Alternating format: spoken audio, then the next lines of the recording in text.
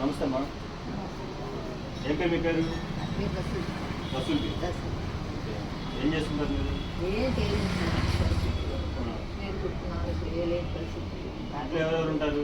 నేను ఒక్కదాన్నే ఉంటాను. అక్కడికి ఇంట్లోనే సరిపోతుంది తినడానికి వాటికి? అది కదా, దానికి ఏం సరిపోతుంది తినడానికి. జడ్జి అన్నీ కట్టుకోవాలి. ఇంట్లో రెండేనా? ఎంత రెంట్? 3000.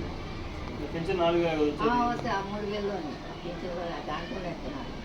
ఎట్లా మరి మీకంటే ఇప్పుడు 1000 రూపాయలు సరిపోదు కదా, బయట ఉన్న మామూలుగా ఎట్లా? ఏం లేదు, దాంట్లోనే ఎట్లా తెచ్చుకుంటున్నారు. చూసేవాళ్ళు చాలా ఇబ్బంది పడుతున్నారు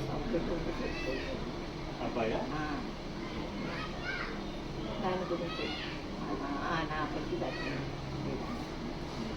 ఎట్లా మరి చాలా కష్టంగా ఉంది. కష్టంగా ఉంది, ఏం చేస్తాం, కష్టంగా ఉంది. మామూలు సరుకులు ఇస్తే వండుకోగలరా?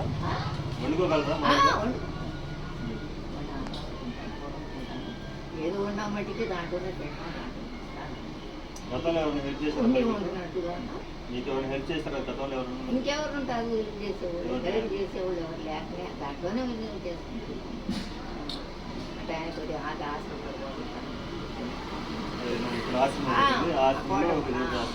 అక్కడ కూడా పోతున్నాం. ఇప్పుడు ఈ 3000 రూపాయలు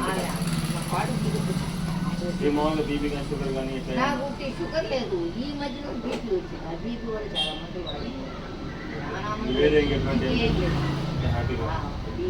ఎంత వయసు అంత మీకు? ఉందండి 70 అయినా ఉంది. మంచి యాక్టివ్గా ఉన్నారు బాగా. సరే, మేము సైతం ఫౌండేషన్ ఉన్నామా, మన తరఫున ఏదన్నా మీకు హెల్ప్ అయ్యేటట్టు మేము చూస్తాం. ఇక్కడ మామూలుగా రమేష్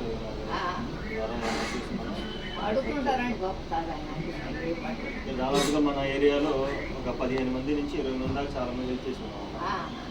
పిల్లలు ఫీజులు కట్టించుకుని సర్వీస్ చేసాం.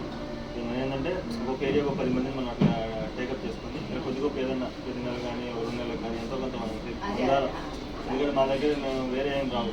నేను తలా 100 రూపీస్ 50 రూపాయలు అట్లా వేసుకొని కొద్దిగా హెల్ప్ చేస్తాం. సరే.